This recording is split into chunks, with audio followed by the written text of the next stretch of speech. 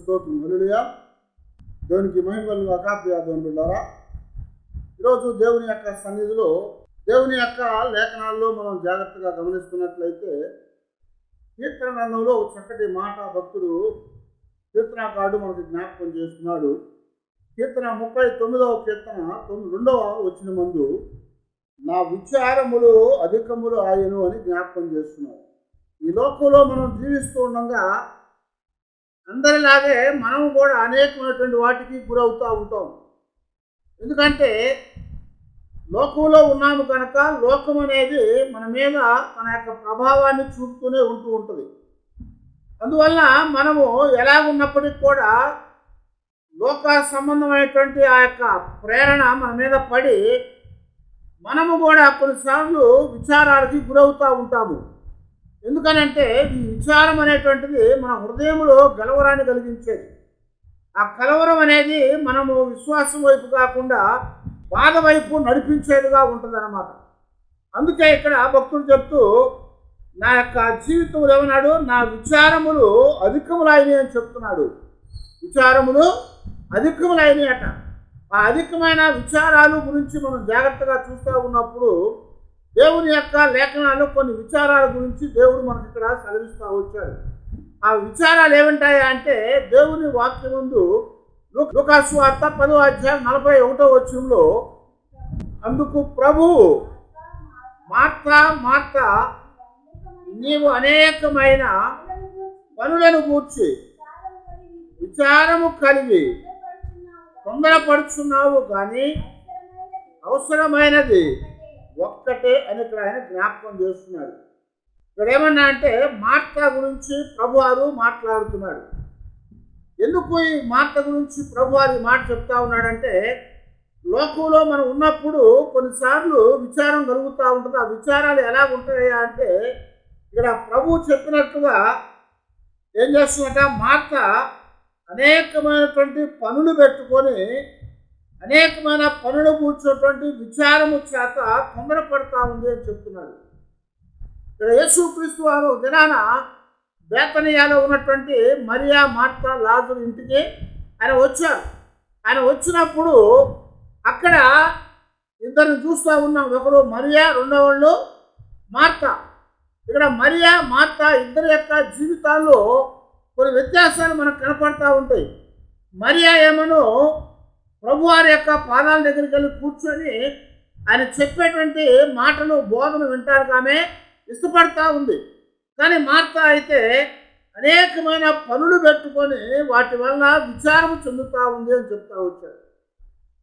మనం కూడా కొన్ని పర్యాయాలు దేవుని సంబంధమైనటువంటి వాటి యొక్క విషయాల్లో మనము ఉండకుండా లోక సంబంధమైన పనులు పెట్టుకుంటూ ఉన్నప్పుడు విచారాలు అనేవి అధికమవుతూ ఉంటాయి.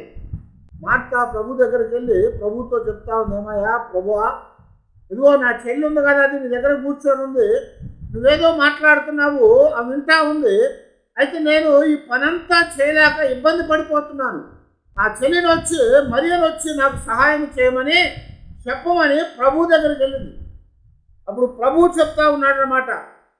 ఏమని చెప్తున్నాడంటే, నువ్వెందుకు విచారపడుతున్నావు, నువ్వెందుకు ఈ పనులు పెట్టుకున్నావు, ఈ పనుల విషయంలో నువ్వు విచారం చెంది నువ్వు తొందరపడతా ఉన్నావు, కానీ అవసరమైంది ఒక్కటే అని చెప్తున్నాడు. ఏం అవసరమయ్యా అంటే మన జీవితాల్లో విచారము లేకుండా తొందరపడకుండా మనం ఉండాలంటే దేవుని వద్ద కూర్చొని ఆయన మాటలు ఆలకించగలగాలి. మార్తా విచారంతో ఉంది, కానీ మరియా ఉత్తమమైన దాన్ని ఏర్పాటు చేసుకుంది, అది ఆమె యొద్ద నుంచి తీసివేయబడదు అని జ్ఞాపకం చేస్తున్నాడు. మరియా ఏమి ఏర్పాటు చేసుకుందట, ఉత్తమమైందంటే ఏంటి, ఆమె దేవుని దగ్గర కూర్చుంది, దేవుని యొక్క మాటలు ఆలకిస్తూ ఉంది, దేవునితో ఆమె సంభాషణ ముచ్చట చేస్తూ ఉంది. మనము కూడా మన జీవితాల్లో లోక సంబంధమైన పనులు పెట్టుకున్నప్పుడు విచారం అనేది ఎక్కువ అవుతూ ఉంటుంది, తొందర అనేది ఎక్కువ అవుతూ ఉంటుంది.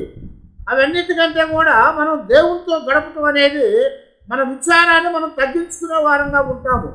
మన జీవితాల్లో ఉన్నటువంటి ఆ తొందరని మనం తగ్గించుకునే వారంగా ఉండాలంటే ప్రభు పాదాల దగ్గర మనము గడపాలి అని ప్రభు చెప్తా వచ్చాడు. ఇక్కడ ఇక్కడ ఆ ఇద్దరు అక్క చెల్లెల్లో మరియా ప్రభు దగ్గర కూర్చుంది, ఆ బోధలు వింటా ఉంది.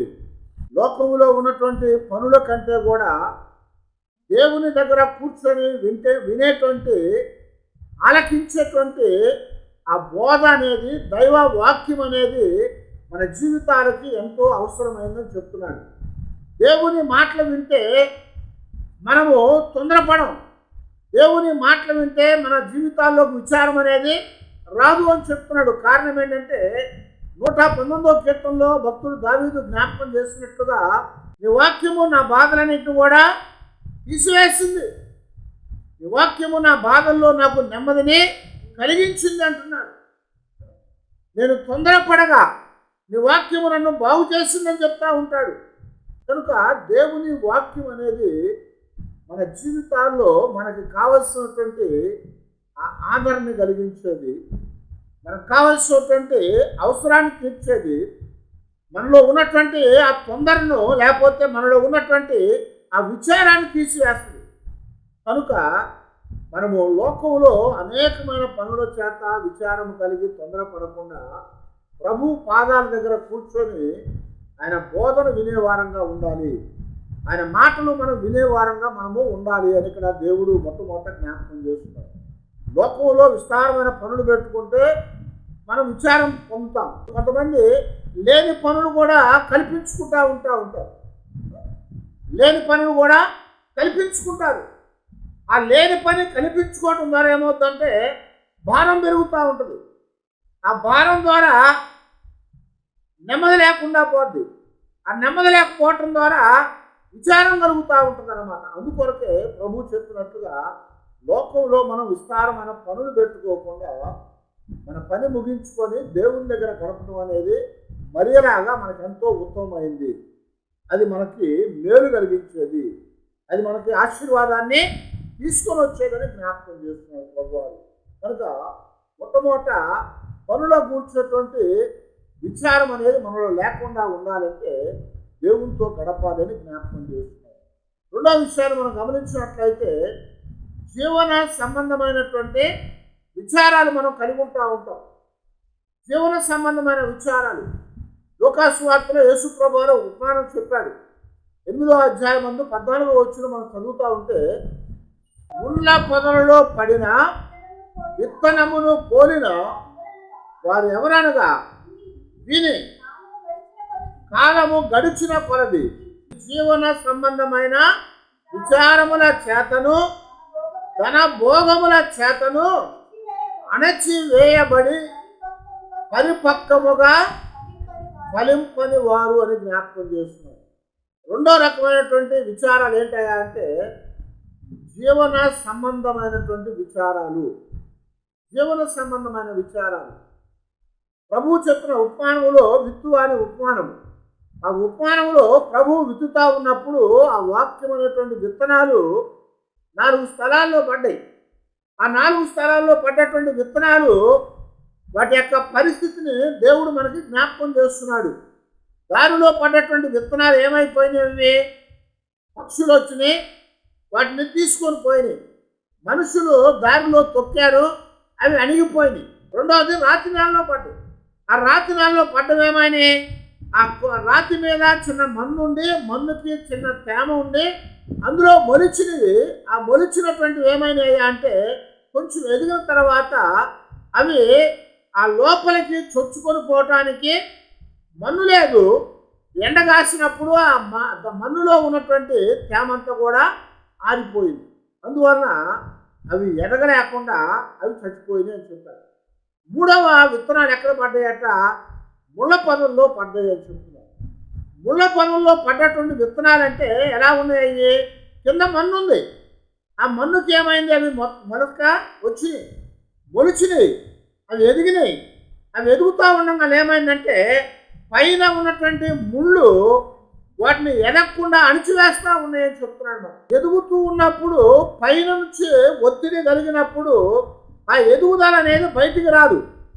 కొన్ని పర్యాయాలు మనం గమనిస్తూ ఉంటే జీవన సంబంధమైనటువంటి విచారాలు, ఈ జీవన సంబంధమైన విచారాలు ఏంటంటే వాళ్ళని అణిచివేస్తూ ఉన్నాయని జ్ఞాపకం చేస్తున్నారు. ఆ జీవన సంబంధమైన విచారాలు అంటే బ్రతుకు సంబంధమైనటువంటి ఆ విచారాలన్నీ కూడా వారిని అణిచివేసి వారు ఎదగాలనుకుంటున్నారు. కానీ జీవితానికి సంబంధమైనటువంటి అనేకమైనటువంటి ఆటంకాలు కలుగుతూ ఉన్నాయి. అవి ముళ్ళ తుప్పల్లాగా, ముళ్ళ పొదల్లాగా వాటిని ఎదగకుండా చేస్తూ ఉన్నాయి. అవి ఎదుగుతా పైకి వచ్చినప్పటికీ అణిచివేయబడి చీల్చివేయబడతా ఉంటాయి కదా. ఆ ముళ్ళు ఏం చేస్తూ ఉంటే ఎదిగి బయటకు వస్తూ ఉన్నటువంటి ఆకు తగలంగానే ఆకులు చీలిపోతూ ఉంటుంది. ఆ కొమ్మలకు తగిలినప్పుడు కొమ్మలు కూడా అక్కడ గంటు పడిపోయి అది ఎదగకుండా దాని యొక్క ఎదుగుదల ఆగిపోతూ ఉంటుంది. ఇప్పుడు బోనస్ సైడ్ నుంచి చేస్తూ ఉంటారు చెట్లు. ఆ బోనస్ సైడ్ అని చేసే చెట్లు ఎలాగుంటాయి, ఆ ఎదుగుతూ ఉంటే ఏం చేస్తారంటే వాటిని కత్తిరిస్తూ ఉంటారు. వాటిని కత్తిరించినప్పుడు మళ్ళా అందులో నుంచి చిగురు వస్తూ ఉంటుంది. అవి కొంతకాలం ఎదిగిన తర్వాత మళ్ళీ వాటిని కత్తిరిస్తారు. అలాగా కత్తిరించి ఎదుగుతూ ఉంటే కత్తిరిస్తూ ఉంటారు. అవి పూర్తిగా పరిపక్వానికి రాకుండా అవి కొంచెం కిందగా ఉండేటట్టుగానే చేయబడతా ఉంటాయి అన్నమాట. అయితే ఇక్కడ ప్రభువు చెప్తా ఉన్నాడు కదా, అవి ఈ లోక సంబంధమైనటువంటి జీవన సంబంధమైనటువంటి విచారాలు, ఈ జీవితం సంబంధించినటువంటి విచారాలు ఎక్కువైనప్పుడు మనము దేవుల్లో ఎదగలేకుండా ఉంటాం. ఈ విచారాలు ఎక్కువైనప్పుడు మన జీవితంలో ఇబ్బంది కలుగుతూ ఉంటుంది. అందుకనే మత్తయి సువార్తలో ప్రభు మాట్లాడతా మనం ఏమి తిందామో, ఏమి తాగుతామో, ఏమి ధరించుకుందామో అనేటువంటి విచారాల్లో ఉంటారు. ఇవన్నీ కూడా జీవన సంబంధమైనటువంటి విచారాలు. తినటానికి ఏం కావాలి, త్రాగటానికి ఏం కావాలి, లేకపోతే ధరించుకోవడానికి ఏం కావాలి, ఇలాంటి విచారాలన్నీ కూడా జీవన సంబంధమైనటువంటి విచారాలు. అందుకనే ప్రభు చెప్తున్నాడు అక్కడ, ఆ పక్షులను చూడండి, పిచ్చుకలను చూడండి, అవి ఎత్తవు, పోయవు, దర్శనంలో నింపుకోవు, కానీ మీ పరలోకపు తండ్రి వాటిని పోషించుతున్నాడు అని జ్ఞాపకం చేస్తున్నాడు. వాటిని పోషిస్తున్నాడు. ఎలాగా? వాటికి నిత్యము ఆయన అనుగ్రహిస్తున్నాడు.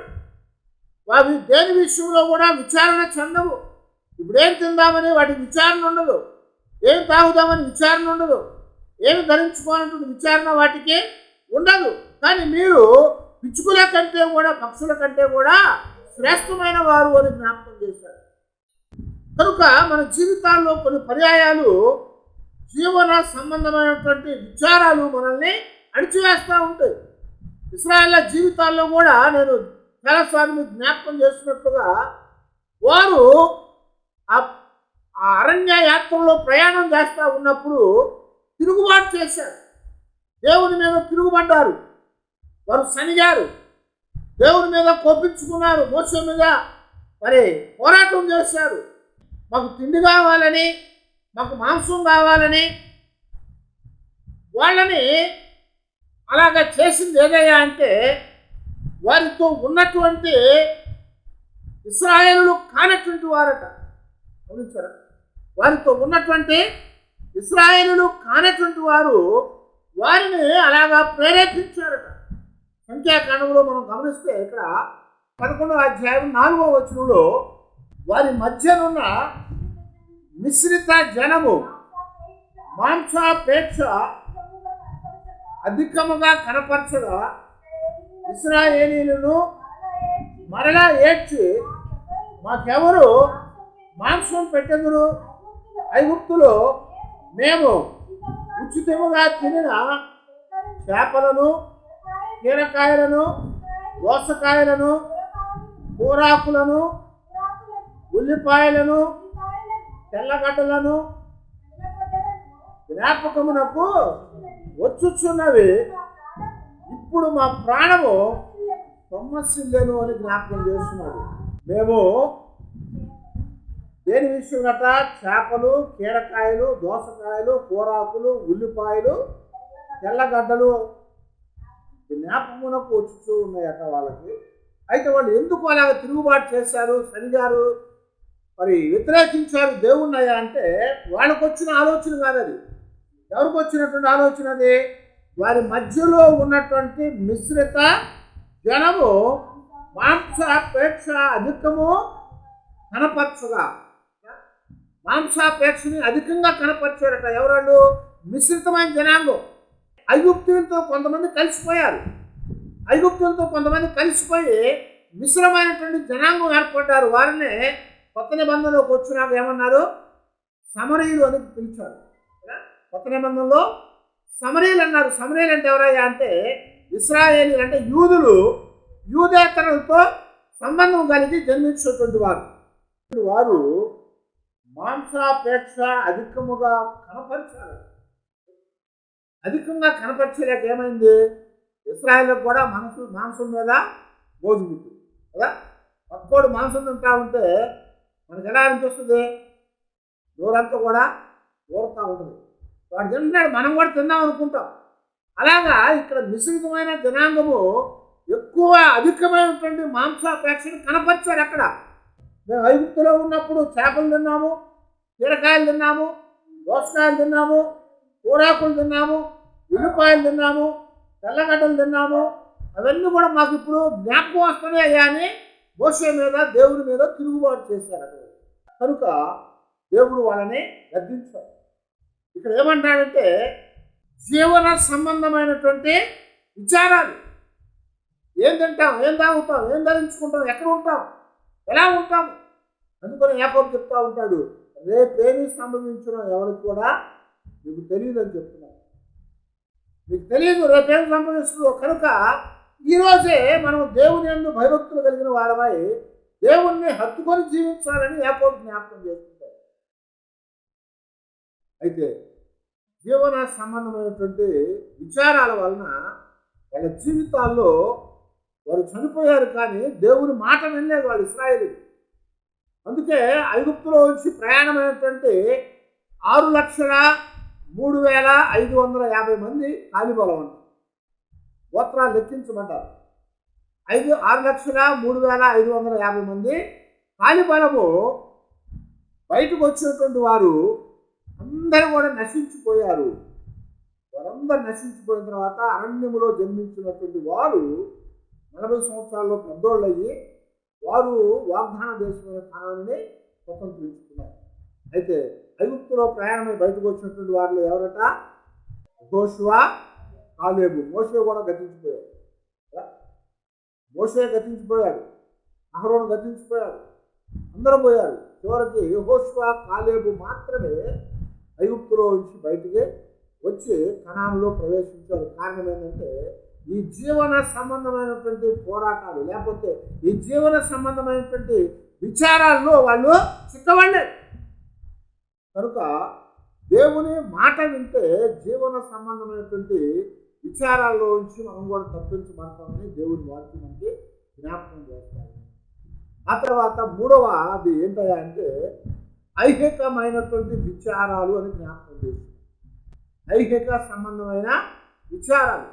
మార్కు సువార్తలో 4వ అధ్యాయంలో 19వ వచనంలో మనం గమనిస్తూ ఉంటే అదే ఉపమానంలో మార్కు ఏమని రాస్తున్నాడంటే ఐహికమైనటువంటి విచారాలు అన్నాడు. ఇంగ్లీష్లో మనం చూస్తూ ఉంటే రిచెస్ అండ్ ప్లెజర్స్ అని రాశారు. అంటే ఐహికమైన విచారాలు. ఐహికం అంటే ఏంటి? ధన సంబంధమైనటువంటి, భోగ సంబంధమైనటువంటి విచారాలు. అవి ఏంటయ్యా అంటే ధనం ఎక్కువగా ఉన్నప్పుడు కొన్ని అలవాట్లు వస్తూ ఉంటాయి. అవి తగ్గినప్పుడు ఏమవుతూ ఉంటుంది? విచారం కలుగుతూ ఉంటుంది. ఈ రోజున లోకంలో క్రైమ్ రేట్ ఎక్కువైపోతూ ఉంది. ఎందుకు ఎక్కువైపోతుంది తెలుసా? ధనానికి అలవాటు పడిపోయి చేతిలో ధనం లేకపోవటం ద్వారా ఇలాంటి నేరాలు చేసేవాళ్ళు ఎక్కువైపోయారు. దొంగతనాలు, హత్యలు, కిడ్నాప్లు, ఇంకా అనేక రకాల మోసాలు చేస్తూ వారు అక్కడక్కడ పట్టుబడతా ఉన్నారు. అసాంఘికమైనటువంటి సంఘటన జరిగించి పట్టుబడతా ఉన్నారు. అయితే అవి ఏంటయ్యా అంటే ఐహికమైనటువంటి విచారాలు అని చెప్తున్నారు. ఆ ఐహికమైనటువంటి విచారాలు ఏం చేస్తాయట? మనల్ని అణిచివేస్తూ ఉంటాయి. లూకాసు వార్తలోనే 21వ అధ్యాయంలో 34వ వచనంలో నీ హృదయములు ఒకవేళ తిండి వలనైనను, మత్తు వలనైనను, ఐహిక విచారముల వలనైనను మందముగా ఉండకుండా జాగ్రత్తగా ఉండండి అని చెప్తున్నారు. ఐహికమైన విచారాలు ఇవన్నీ కూడా ధన సంబంధమైనటువంటివి, అలాగే భోగ సంబంధమైనటువంటివి. ఐహికమైనటువంటి విచారాలు మనల్ని అణిచివేస్తాయని చెప్తున్నాడు. అవన్నీ కూడా మన జీవితాల్లో ఉండకూడదు, అవి మనల్ని అణిచివేస్తూ ఉంటాయి. అందుకనే పౌలు గారే తిమోతికి రాస్తూ ఆయన చెప్తా ఉంటాడు కదా, కుమారుడా ధన సంబంధమైన విషయంలో నువ్వు జాగ్రత్త కలిగి ఉండు, ఎందుకంటే ధనము సమస్తమైన కీడులకు మూలమని రాశాడు. ధనం అనేది సమస్తమైనటువంటి కీడులకి మూలమైందని చెప్తున్నాడు. ఎందుకయ్యా అంటే ఆ ధనమే సమస్తాన్ని కూడా నడిపించేదిగా ఉంటుంది. అందువలన మీరు ఈ లోక సంబంధమైనటువంటి ఆ ధన విచారాల వలన, ఈ లోక సంబంధమైనటువంటి సుఖభోగముల వలన మీరు అణిచివేయబడకుండా ఉన్నట్లుగా దేవుని మాటల యందు మీరు నిలబడండి అని మరి పౌలు గారు మరి తిమోతికి రాస్తూ అనేకులకు హెచ్చరించమని చెప్తా వచ్చాడు మాట. అందుకనే 1 తిమోతి పత్రిక 6వ అధ్యాయంలో 8-9 వచనాలు, మనం ఈ లోకములోనికి ఏమీ తేలేదు, దీనిలో నుండి ఏమీ తీసుకొని పోలేము, కాగా అన్నవస్త్రములు గలవారమై ఉండి వాటితో తృప్తి పొంది ఉందుము. ధనవంతులవుటకు అపేక్షించువారు శోధనలోను ఉరిలోను అవివేక యుక్తములు హానికరములైన అనేక దురాశల్లోను పడుదురు. అట్టివి మనుషులను నష్టములోను నాశనములోను ముంచివేయును. ఎందుకనగా ధనాపేక్ష సమస్తమైన కీడులకు మూలము. కొందరు దానిని ఆశించి విశ్వాసము నుండి తొలగిపోయి నానా బాధలతో తమ్మును తామే పొడుచుకొనిరి అని జ్ఞాపకం చేస్తున్నారు. కనుక ఈ లోకములో ఐహికమైనటువంటి విచారాలు, ధన సంబంధమైనటువంటి సుఖభోగముల విషయమైనటువంటి ఆ విచారాల వలన వారు దేవుడి నుంచి దూరంగా వెళ్ళిపోతూ ఉంటారు. అందుకొరకే అవి తప్పించబడాలంటే ఏం చెప్తున్నాడంటే దేవుడు ఆయన మాటలు మనం వినేవాళ్ళంగా ఉండాలి అని చెప్తున్నాడు. ఆ మాటలు విన్నప్పుడు మన జీవితాల్లో ఈ లోక సంబంధమైన వాటిని కాదు మనం సంపాదించుకోవాల్సింది. ఏమన్నాడు, ఈ లోకంలోనికి మనం ఏమీ తేలేదు, ఏమీ తీసుకొని పోలేమని చెప్తున్నాడు. అందరు చెప్పే మాట ఇది. ప్రతి మనుషుడు కూడా, ప్రతి మతము, ప్రతి ఒక్క వారు కూడా చెప్పే మాట ఏంటంటే లోకంలోకి ఏం తేమో, లోకంలోకి ఏం తీసుకెళ్ళమంటారు.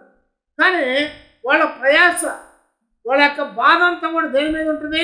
సంపాదన మీదే ఉంటుంది. సంపాదన మీద.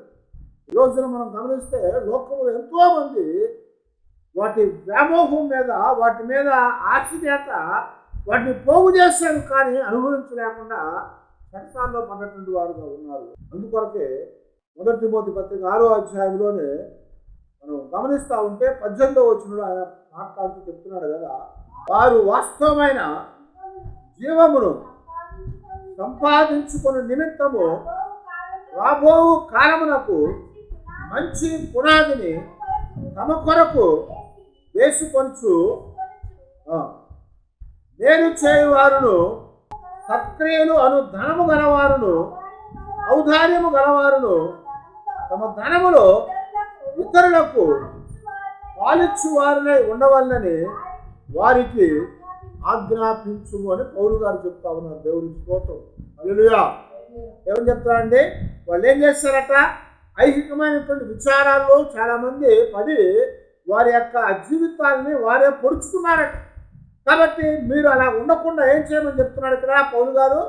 ఈ లోకంలో మనము మరి వాస్తవమైనటువంటి జీవాన్ని సంపాదించుకునే నిమిత్తము రాబో లోకానికి ఒక మంచి పునాదిని మనం వేసుకోవాలట. అలా వేసుకోవటానికట మనం ఏం చేయమని చెప్తున్నాడు? మేలు చేయొచ్చు, సత్క్రియలు చేయొచ్చు, ఔదార్యాన్ని మనం చూపిస్తూ మనకు కలిగినటువంటి ధనములో ఇతరులకి పాలిచ్చే వారంగా మనం ఉండినట్లయితే అది మన జీవితంలో ఐహికమైనటువంటి విచారాలనే తీసివేసేదిగా ఉంటుంది. మనం వార్తలు చదివారు. గుజరాత్లో 200 కోట్లు వారికి ఉన్న ఆస్తి అంతా ఏం చేశారు? డొనేషన్ చేశారు, ఇచ్చేశారు ఎవరికో ప్రస్తుతం ఇచ్చేసి ఇక రేపు అనేది వాళ్ళ జీవితాల్లో లేదు. ఇంకా ఆ తెల్లారి నుంచి వారు సామాన్యమైన తెల్ల బట్టలు వేసుకొని చేతిలో ఒక బొచ్చు తీసుకొని అంటే ఒక పాత్ర తీసుకొని వాళ్ళ ఆచార ప్రకారంగా భిక్షాటన చేయటానికి ప్రారంభించారు. ఉన్న డబ్బంతా కూడా ఏం చేశారు, పనిచేశారు, ఇచ్చేసి ఇప్పుడు చేతిలో ఏమీ లేదు, 2 జతల తెల్ల బట్టలు మాత్రమే వాళ్ళకు ఉన్నాయి, చేతిలో ఒక పాత్ర ఉంది. అవి తీసుకొని ఏ పూటకి అవసరమైంది ఆ పూట వాళ్ళు భిక్షాటన చేసి తిని దాన్ని కడిగి ఎక్కడో ఒక సత్రంలో వండుకుంటారు.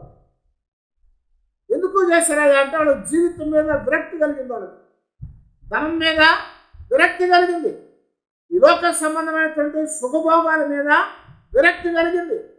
కాబట్టి వాళ్ళు అలాగా శోధంలోకి వెళ్ళిపోకుండా యాకోబు చెప్పినట్లుగా ఏం చేశారు, దాని అంతగా కూడా ఇచ్చేసి వారు సామాన్యమైన జీవితాన్ని జీవించడానికి వాళ్ళు వెళ్ళారట. అదే యాకోబు ఏమంటున్నాడు ఇక్కడ 1వ అధ్యాయంలో 12వ వచనం మనం చూస్తూ ఉంటే, శోధన సహించువాడు ధన్యుడు, అతడు శోధనకు నిలిచిన వాడై ప్రభు తను ప్రేమించు వారికి వాగ్దానం చేసిన జీవ కిరీటము పొందుడు. దేవుడు కీడు విషయమై శోధింప నేరడు, ఆయన ఎవరిని శోధింపడు కనుక ఎవడైనాను శోధించబడినప్పుడు నేను దేవుని చేత శోధించబడుచున్నానని అనకూడదు. ప్రతి వాడును తన స్వకీయమైన దురాశల చేత ఏడవబడి మరులు కొలపబడిన వాడై శోధింపబడును. దురాశ గర్భము ధరించి పాపమును కనగా పాపము పరిపక్వమై మరణమును కనును. గమనించారా? ఏమన్నాడు ఇక్కడ దేవుడు యాకోబుతో మాట్లాడుతూ, ఈ లోక సంబంధమైనటువంటి వాటన్నిటి కూడా మనం త్యజించాలి, పరిత్యజించాలి.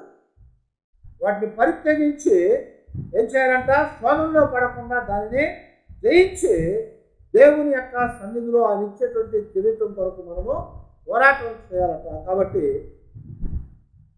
మన జీవితాల్లో మనము దురాశల చేత ఏడవబడకుండా ఉండాలి అని చెప్పి, ఆ దురాశల చేత ఏడవబడి ప్రతివాడు కూడా తన స్వకీయమైన దురాశ చేత ఏడవబడి మరులు కొలపబడిన వాడై శోధింపబడతా ఉంటాడు.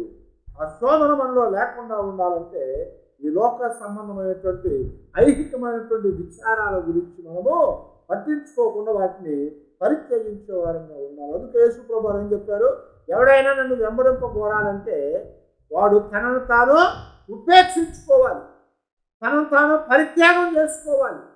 ఆ తర్వాత ఏం చేయమన్నాడు, తన శిలువను ఎత్తుకోవాలి, అప్పుడు నన్ను వెంబడించాలని చెప్తున్నాడు. తనను తను ఉపేక్షించుకొని పరిత్యాగం చేసుకొని తన శిలువను ఎత్తుకొని అప్పుడు ప్రభువుని మనం వెంబడించాలి. ఇప్పుడేమవుతుందా అంటే ఈ లోక సంబంధమైనటువంటి ఐహికమైనటువంటి విచారాలు మనల్ని శోధించవు.